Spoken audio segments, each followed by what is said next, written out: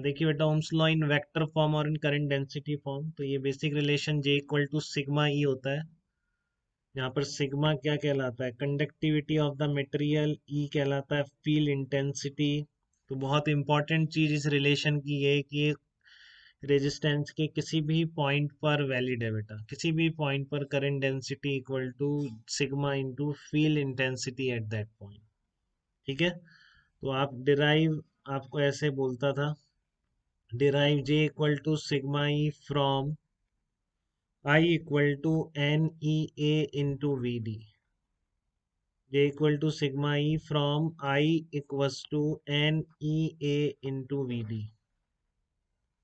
ठीक है, तो J equal to sigma E कैसे निकालेंगे? आपका क्या दे रखा है? I equals to N A into V D दे रखा है आप। ठीक है, तो यहाँ से आप I बाई ए से लिख सकते हैं क्या J की वैल्यू? बताओ, J की वैल्यू कैसे लिख देंगे? I बाई ए से लिख दो यहाँ पे, I upon A equals to N E into V D. ठीक है, तो अब देखो, आपका वीडी की जगह फार्मूला वीडी का भी पता है आपको, वीडी कितना होता है? N into E, E upon M into tau होता है कि नहीं? याद आ रहा है किसी को? तो ये क्या बन गया? N E square tau upon M. तो मैंने बोला था आपको रो का एक्सप्रेशन बिल्कुल याद होना चाहिए, तो सिग्मा का अपने आप याद हो जाएगा अगर आपको रो का याद है तो। ठीक है ना, रो का याद है तो सिग्मा का अपने आप हो जाएगा। तो ये क्या लिखा हुआ है आपके पास? N E square tau upon M लिखा हुआ है।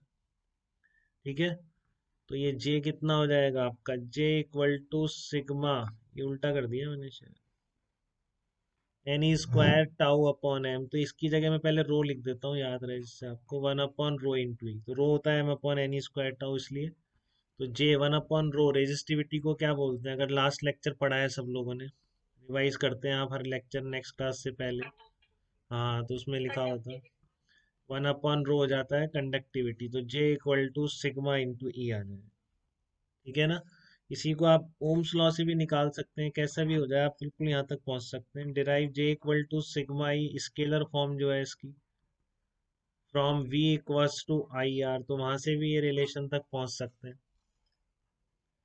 ठीक है ना, तो यहाँ से कैसे पहुंचेंगे? देखो, V equal to I R है, तो R का एक्सप्रेशन लिख दें यहाँ पर। R का एक्सप्रेशन कितना होता है? रो एल बाई ए होता है। ठीक है, तो यहाँ से I बाई ए कितना आ रहा है आपका? ये आ रहा है V upon rho into L आ रहा है। I upon A one upon rho. V by L क्या होता है? फील्ड इंटेंसिटी नहीं होती क्या वायर के अक्रॉस? बताइए, वी बाई एल क्या होगी? फील्ड इंटेंसिटी होगी। तो J equal to one upon rho की जगह सिग्मा इंटू, हाँ बेटा कुछ पूछ रहा हो? हाँ, तो आपका जे कितना आ जाता है? सिग्मा इंटू ई के बराबर आ जाता है। सिग्मा क्या कहलाएगा? ध्यान रखेंगे, सिग्मा भी इस रिलेशन को बहुत इंपॉर्टेंट है बेटा। इलेक्ट्रोस्टैटिक में ध्यान रखेंगे, फील्ड निकालने के बहुत सारे तरीके हैं। पता नहीं कितने सारे फील्ड निकालते हैं हम गॉस लॉ लगा लगा के, बट कभी करंट इलेक्ट्रिसिटी में आपसे अंदर फील्ड पूछा जाता है कंडक्टर के किसी पॉइंट पर, ये इकलौता फार्मूला है, कोई कंफ्यूजन ही नहीं, इसके अलावा कुछ नहीं लगा सकते। समझ में आ रही है बात आपको? चलती हुई करंट में, मेटल कंडक्टर में भी करते हैं अपन क्वेश्चन, किसी भी पॉइंट पर फील्ड निकालने का यही फार्मूला है, कोई कंफ्यूजन ही नहीं है कि ये लगाऊं वो लगाऊं, इसकी यहीं से लगाओगे आप, यही शुरू करोगे। ठीक है ना, J इक्वल टू सिग्मा, उस पॉइंट पर करंट डेंसिटी लिखो, उस पॉइंट की कंडक्टिविटी लिखो, और उस पॉइंट पर फील्ड इंटेंसिटी। ठीक है ना, तो यहाँ पर सिग्मा क्या कहलाता है? कंडक्टिविटी ऑफ मटेरियल है, ध्यान रखें, कंडक्टिविटी ऑफ मटेरियल। और आप कंडक्टर के किसी भी पॉइंट पर J equal to sigma E apply कर सकते हैं।